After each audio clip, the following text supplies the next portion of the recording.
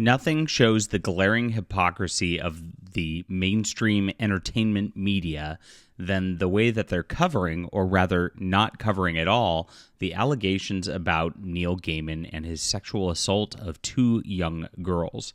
This is something absolutely crazy, and looking at it, you start to see the agenda all the way up and down the line. I've always tried to warn people that Bleeding Cool and CBR and Comics Beat, IGN, Kotaku, all of these websites are just completely hosed.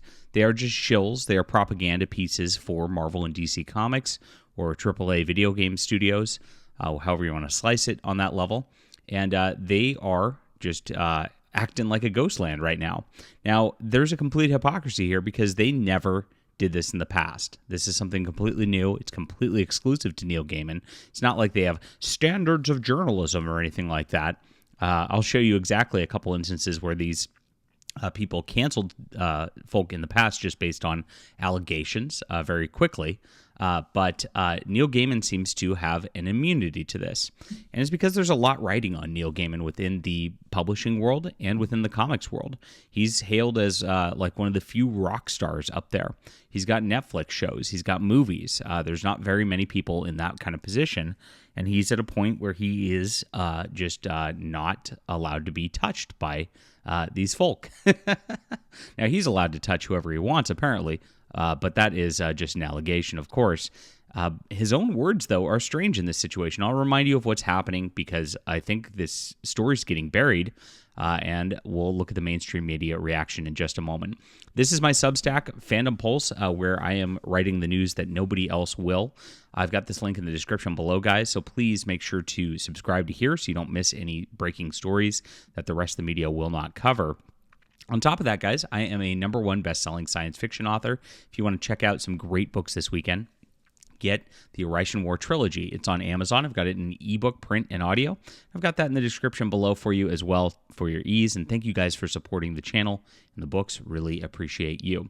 So the other day, we posted about the sexual assault accusation where Neil Gaiman has been accused by two women of some pretty heinous acts. And he is 62. He was in an open relationship with Amanda Palmer here, which was weird by itself. He came from a culty Scientology background. And so Neil Gaiman's had like a sketchy checkered past as it is. If you remember, he has a penchant for violating rules. During COVID, he decided to fly out of New Zealand when they were having their marital troubles with their deal. Despite the lockdown rules, he just decided to completely ignore them to focus on me. So it is a typical gamma male narcissism that we see here, where he got a little too much fame and he just thinks he's above everybody else, and this tends to happen. Now, there's a couple instances that were alleged here, and one woman said that 20 years ago she was a fan, and he kind of forced himself on her. After she was starry-eyed at the beginning, and she says she told him no, and he did so anyway. And then the other allegation is of his nanny, and this is from that 2020, 2021 era. She would have been 21 years old at the time, while Mr. Gaiman was 61. That's his grandkid's age. And apparently within hours of meeting her, he asked her to come into his bath, where he, quote, cuddled and made out, he says. So his allegation, his words on this are that, these girls engaged with this stuff with him, but it was completely consensual. Now, even with that, if he's cuddling and making out with his employed nanny, 40 years younger than him, who's new just within hours, it is a weird power differential where it's like, this is your employee. That's a weird thing by itself. And that's his words according to Tortoise, who reported on this stuff. So that's where this is at. This is pretty serious, and with two of them, and with something like that where he's actually admitting to some creepy behavior in this case, at least according to Tortoise here, it's something worth reporting on for sure. You would think that comic news sites would cover it. But again, Neil Gaiman is at a level within the Whisper Network where he is like revered as like their like God King. He is somebody who like all these people look up to, who all these people aspire to be, and have said he's the goodest guy ever. Now, I find it very funny because I actually found a tweet from 2018 when some other cancel stuff was going on with this stuff where he said, this is his tweet, "On a day like today, it's worth saying, I believe survivors. Men must not close our minds and our eyes. I'm sorry. Men must not close our eyes and minds to what happens to women in this world. We must fight alongside them, for them to be believed at the ballot box and with art and by listening, and change this world for the better." So he's saying you got to believe all women victims here. Absolutely crazy. Now, I'm not sure what this instance was, 2018. This might have been the Brett Kavanaugh hearings. And, of course, this might be some sort of, or it might be something about Trump. You know how it is with these people. It's always something vaguely political with them where they have to try to make these kind of statements. But it shows, again, a hypocrisy. This is the rule that we're supposed to follow when it's his political opponents. But if it's on his political side, you're supposed to not follow it. That's just how it's supposed to go. And this is really, really weird to watch. Now, like I said, the media, these companies are not shy from covering this stuff. This was DC Comics' Cameron Stewart, who got canceled in 2020. He got fired from DC Comics immediately after Bleeding Cool posted this, and has not worked in mainstream comics again because of it. And he was said that he was going to be pushing and at a convention where he was, I guess, writing some flirty notes to quote an underage girl at a convention.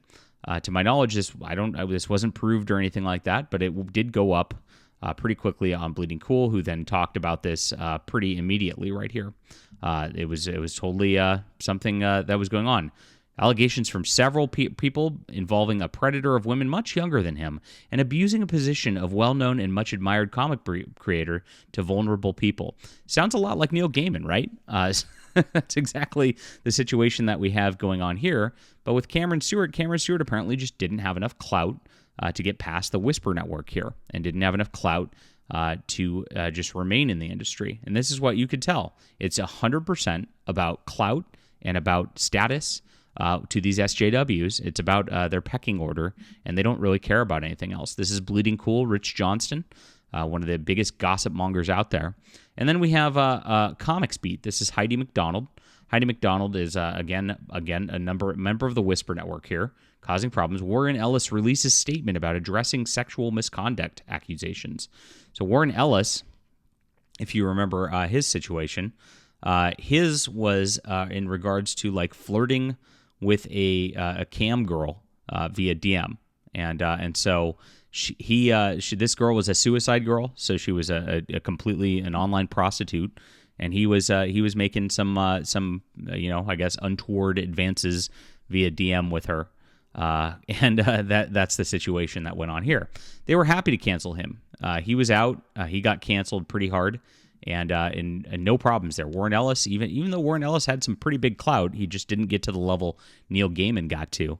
And so he got ousted by Heidi McDonald and that crew as well. And this is what you see the mainstream media does. It's totally all over there. But obviously, you go into their website now, there's no mention of the Neil Gaiman thing. You go to Bleeding Cool now, absolutely no mention of the Neil Gaiman thing. All of these websites are doing this, and you don't even have File 770, who's a science fiction gossip blog. They're not covering it either. It's a complete media blackout. Now, I'm told by my sources in the comic book industry that this has been ordered, and that all of these people they're all in DMs and DM groups and Discords and Facebook groups. We've covered that before. And so my industry insider says that it's been ordered as a blackout. Nobody's allowed to talk about it. These forums and Facebook groups that are controlled by these people, if there's any discussion of this kind of thing, it gets completely shut down. And that's kind of what we're seeing. Now science fiction writer John Scalzi wrote real quick about it on his blog, and kind of you see how this is. I learned about the sexual assault allegations involving Neil Gaiman at the same time as everybody else. I don't know any more about it than everybody else. Everything I have read up to this point makes me angry and unhappy and sad. I understand there are people who want a different public statement from me about this than, what the actual fuck? but those people are better at processing bad news involving a friend. In any moment, my money is off to some LGBTQ charity. And then, of course, he shuts down comments. He says, comments closed. I'm not in a mental space to moderate comment threads about this. I'm traveling today besides. Also, for journalists and others, this is my complete public statement about this at this time. If I have more to say about it in public, I will let you know. So you can see, it's okay. He's not going to make any sort of proclamation about this because it's Neil Gaiman, and Neil Gaiman's just too big to fail.